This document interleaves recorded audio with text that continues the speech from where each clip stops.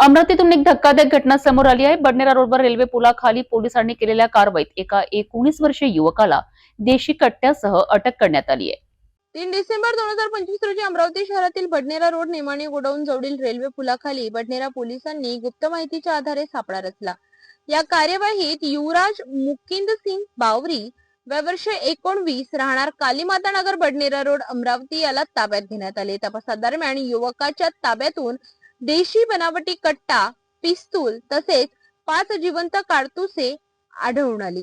एकूण 45,000 रुपयांचा मुद्देमाल पोलिसांनी जप्त केला। या प्रकरणी संशयिताविरुद्ध कलम 325 आर्म्स ऍक्ट तसेच कलम 135 महाराष्ट्र पोलीस कायदा अंतर्गत गुन्हा नोंदविण्यात आलाय। पोलिसांनी दिलेल्या माहितीनुसार या कारवाईमुळे परिसरात दहशत निर्माण करू शकणारी संभाव्य घटना टळली असून पुढील तपास बडनेरा पोलीस करीत आहेत।